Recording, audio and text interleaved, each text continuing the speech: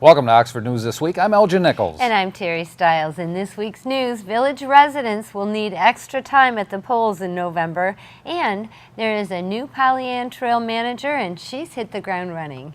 Stay tuned and learn more about these stories and others. The Oxford News begins right now.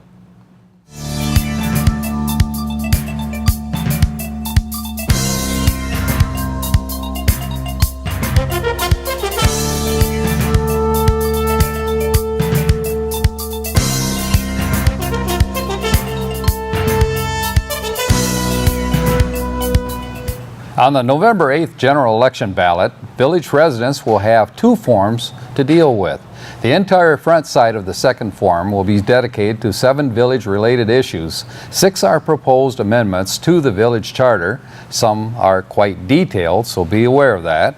The 7th is a request to grant permission to sell 2 vacant village-owned properties located at Dayton, south of Maple Street, and west of Pleasant Street. Together, total of 2.1 acres. The back of the second ballot is a request for a tax increase and renewal for the Oxford School District. Oxford Township Clerk Curtis Wright recommends voters to be prepared as possible by learning the issues in advance. Wright also wants to remind voters 60 and older who are out of town or on the election day or are physically unable to go to the polls to request an absentee ballot from their municipality. You have until 4 p.m. Monday, November 7th, to fill out the ballot. The Downtown Development Authority recommended 2 new board members to be considered for a DDA appointment by the Village Council. Lake Orion resident Sam Barna, who served as Superintendent of Business and Operations for the Oxford School District since 2015, and Regina Woodson, owner of the Woodson Family Insurance Agency in downtown Oxford. The candidates will replace Ed Hunwick and Jerry Crimmins, both who will step down from the DDA board upon council approval of the new candidates. Crimmins and Hunwick both stated, however, they are interested in staying connected to the DDA by sitting on a DDA subcommittee where needed. The Pollyann Trail Board selected a new trail manager after interviewing a total of 9 applicants who vied to replace former manager Pat Ball, who resigned in August. The job pays $18 per hour and requires 60-hour work hours per month. After a final interview of 3 candidates, Oxford resident Linda Moran, a 1981 Lake Orion High School graduate with an impressive history of using the trail as a cyclist, runner, and cross-country skier, was selected. Moran is also a self-described organizer who knows her way around heavy construction equipment, including a chainsaw. Best of all, Moran says she isn't afraid to get her hands dirty. We have another Eagle Scout in Oxford. Rory Bowes, a senior at Oxford High School, became an Eagle Scout during a Court of Honor ceremony held at Christ the King Church in Oxford. Bowes, the son of Paul and Victoria Bowes of Oxford, started his scouting as a first grader at Lakeville Elementary. Outside of the scouting, Bowes is involved with the OHS robotics team and the Auto Club. After graduation, he plans to attend the University of Northwestern Ohio, that's okay, where he wants to learn all about high-performance engines in order to pursue a career in NASCAR.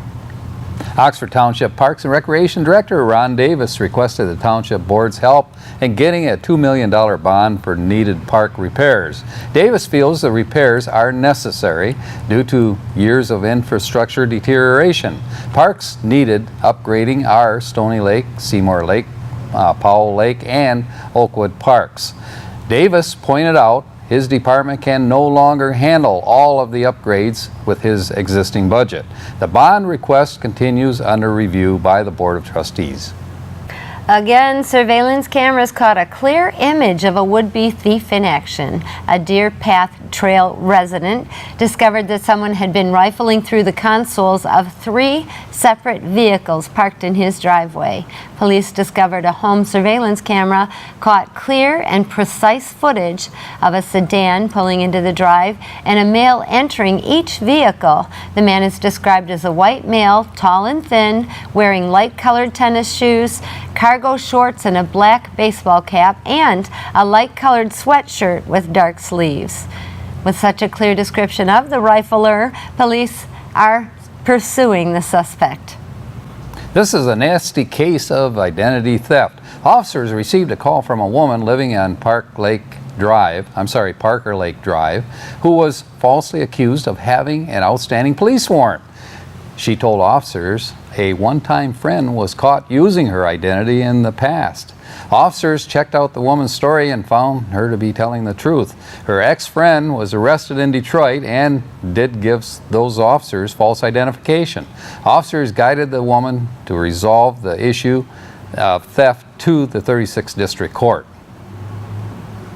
That's it for Oxford News this week. If you'd like to learn more about these stories and others, stop by your local store and pick up a copy of You Know What, the Oxford Leader newspaper, or better yet, catch us right here at Charter Channel 191 and AT&T Channel 99. Coming up next on OCTV, Oxford Sports with Jamie Hughes, and also catch Oxford School News with John Ochins. And don't miss Auto Talk and Science in the News with Dave Kenny. I'm Terry Stiles, and this is Oxford News This Week, where we bring your news closer to home. And I'm Elgin Nichols. Remember, always be kind to your friends and neighbors, and thanks for watching. Canine Stray Rescue does just that.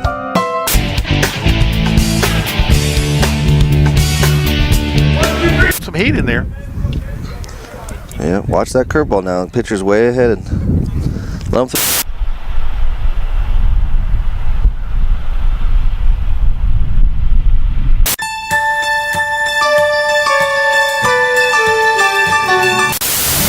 Hi, my name's Karen from Canine Stray Rescue. We're located at 2120 Metamora Road, just north of town in Oxford. We're an animal rescue here. We take in dogs. We have about 50 dogs here right now that are available for adoption. Before the dogs are adopted out, they are spayed or neutered. They're up to date on the rabies and distemper shots, and we also heartworm test them to make sure that they are not heartworm positive. We have families come through here. We're open every day, but Tuesday and Wednesday. We also have a website that lists our hours, tells you everything about our events. We go to Petco at Great Lakes Crossing on the first and third Saturdays of every month.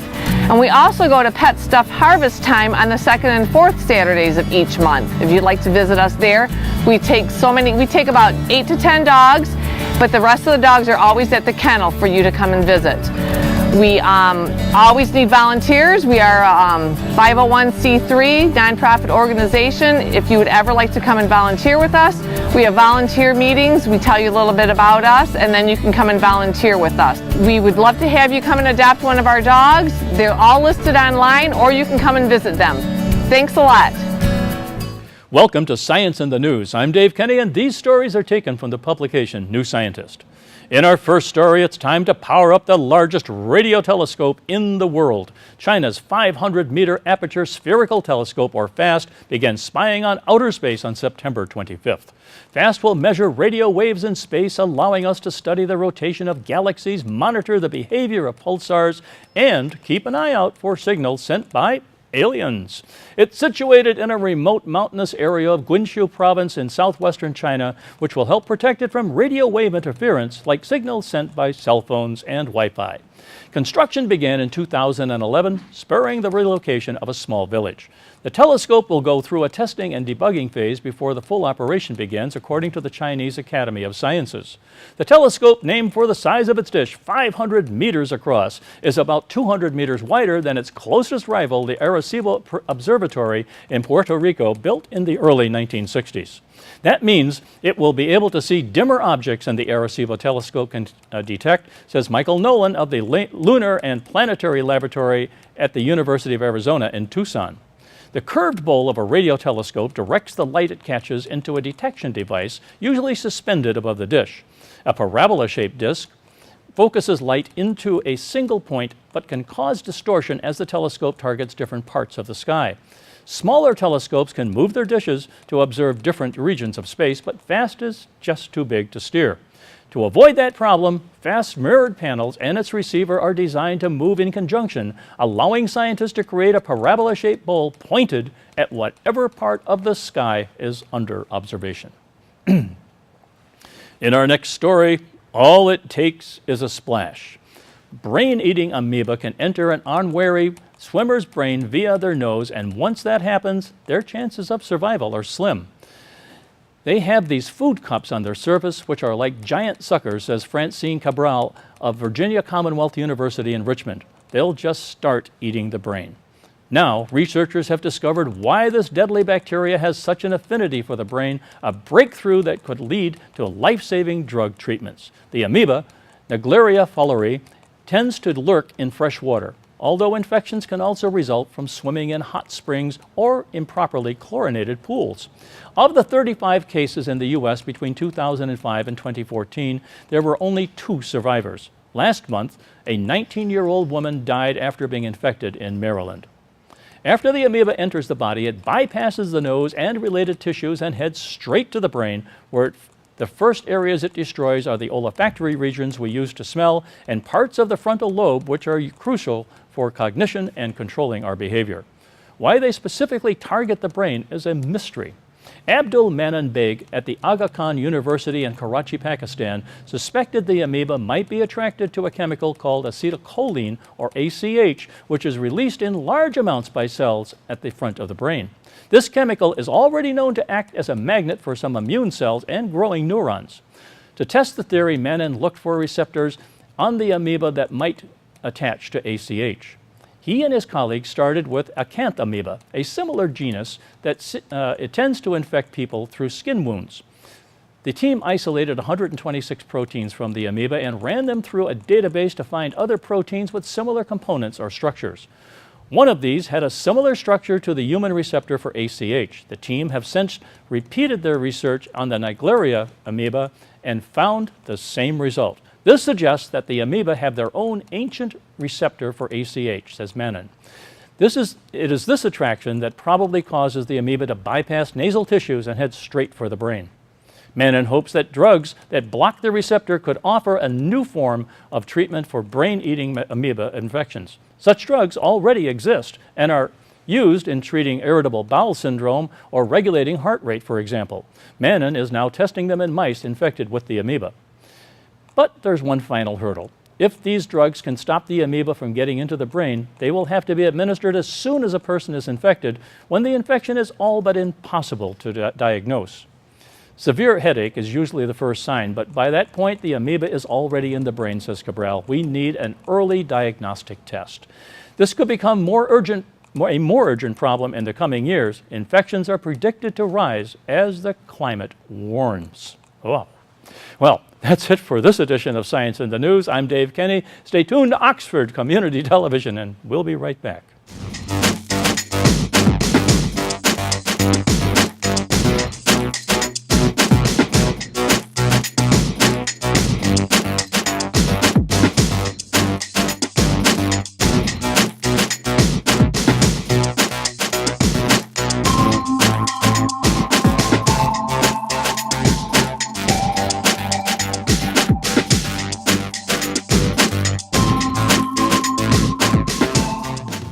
Oxford Orient Fish helps provide emergency aid to the people of Oxford, Lake Orion, Addison, and Oakland Townships.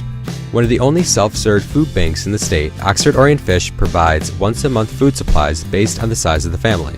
To donate, volunteer, or to find out more, call Oxford Orient Fish at 248-628-3933 or go to their website, oxfordorientfish.org. Oxford Orient Fish, neighbors helping neighbors. I'm John Ochins, and welcome to the Oxford Wildcats School Update. This is the time of year for our seniors to get serious about college. We stopped in at the high school counseling office and talked to Mary Guzik. This is the busiest time for our seniors who are now making decisions about what colleges that they're going to go to. So we're looking at their college applications. We're talking to them about letters of recommendation.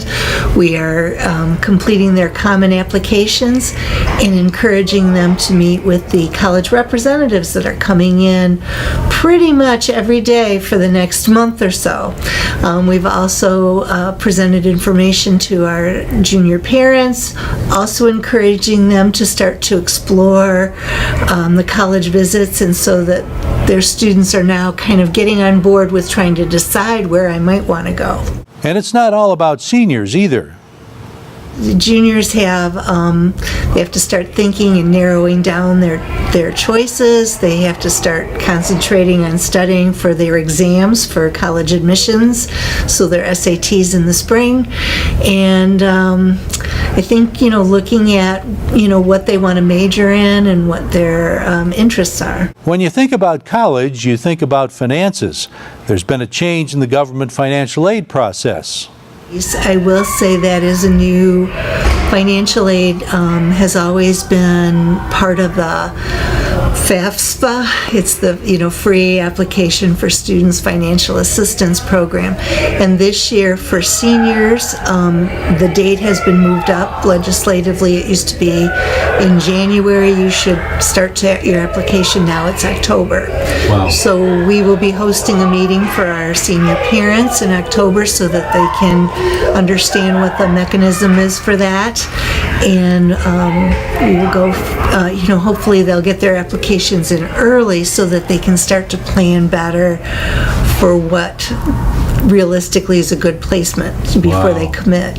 A new school year means a new concert schedule for our bands and orchestras.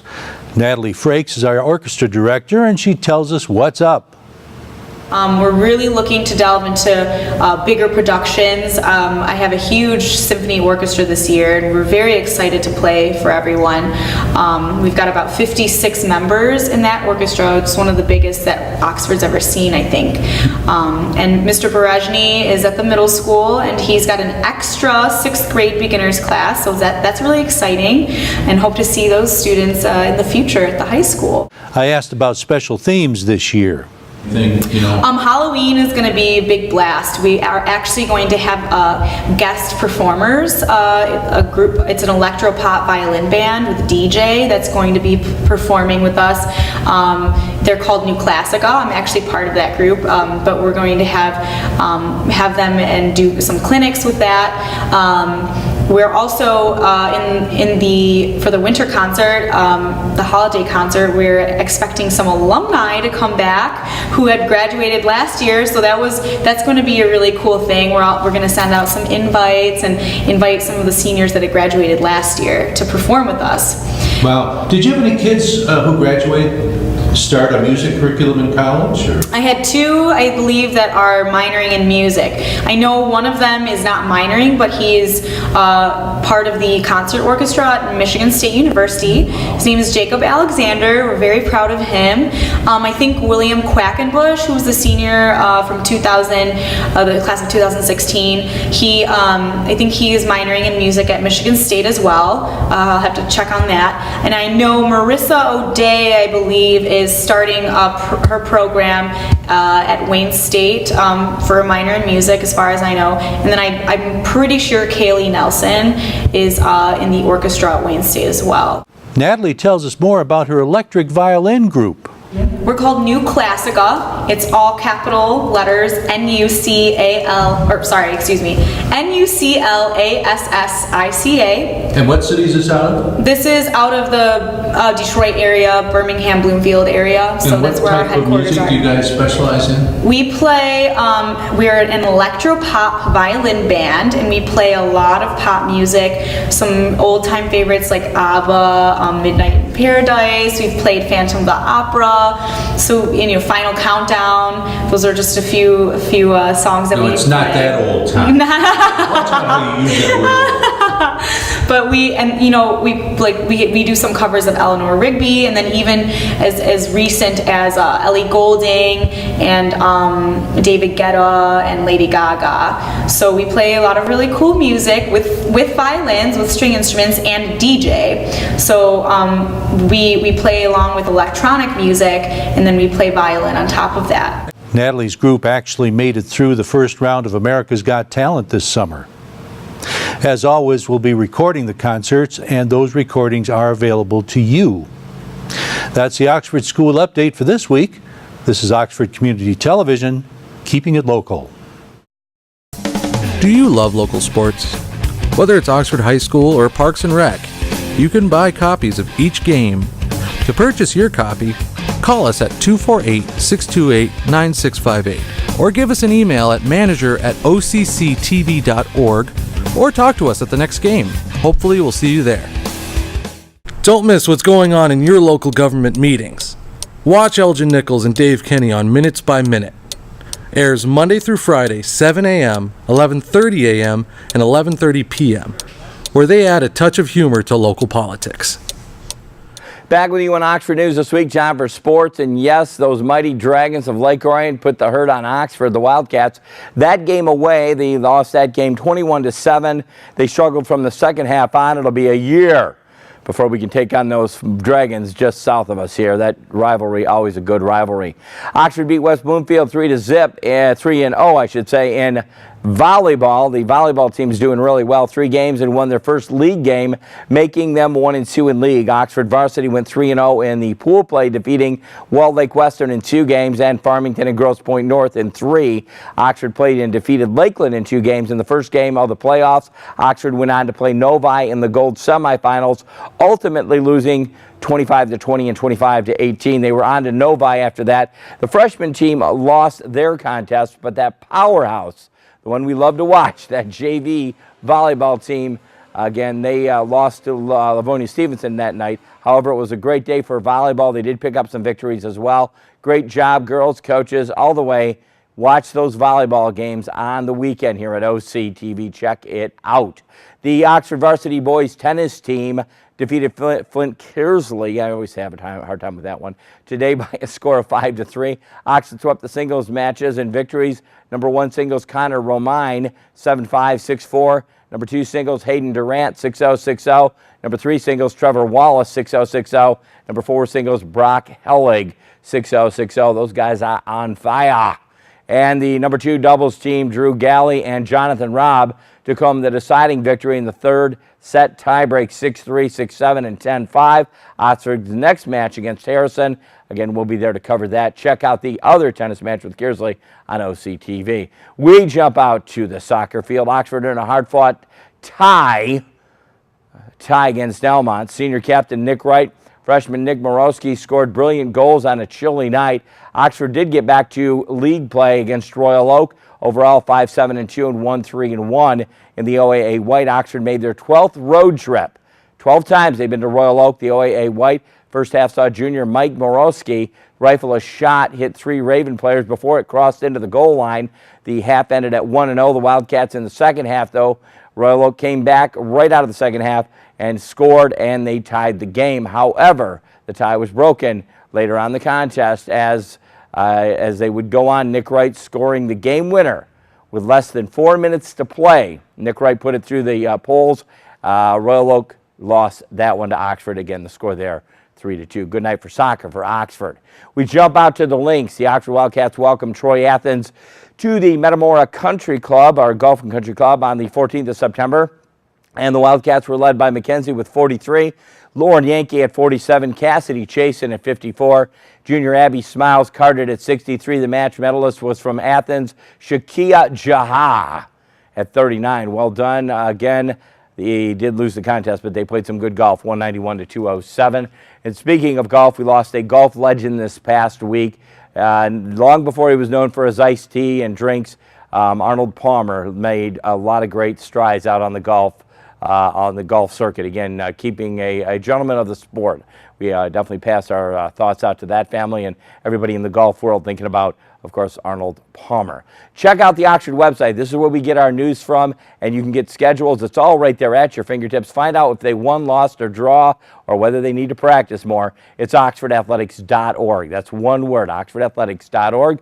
Check our website. Our website is always there while you're on the World Wide Web. It's occtv.org. Hit the programs tab. You can watch us on YouTube or our own Peg Central, wherever you choose to watch, your computer, iPad, or phone, or maybe that little thing you have in the living room called the television. You can check us out there on the weekends. We have our sports between 1 and 6 on Saturday and Sundays. That is it. OCCTV.org. I am out of here. Thanks, Kyle Stage behind the board. We'll see you next week on Oxford Sports. I'm Jamie Hughes.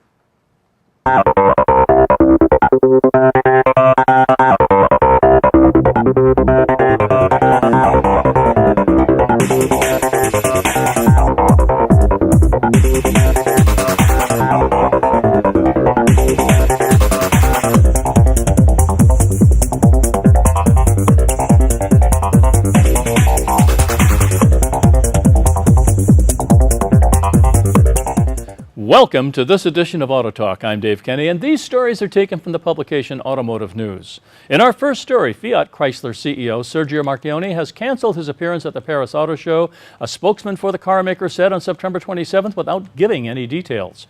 Marchionne, who also serves as CEO and chairman of luxury sports car brand Ferrari, was scheduled to meet with journalists on September 30th. The media availability for Sergio Marchionne on September 29th at the Paris Motor Show has been canceled, FCA said in a statement. A spokesman later added that Marchionne would not be coming to the show at all. A year ago, Marchionne canceled his appearance at the Frankfurt Auto Show after FCA was picked as the target company in labor talks in the U.S. Unifor, the union representing Canadian auto workers, named FCA as its next negotiating target after workers ratified a new contract with General Motors. Unifor on September 25th said it set a tentative strike deadline of October 10th for those talks.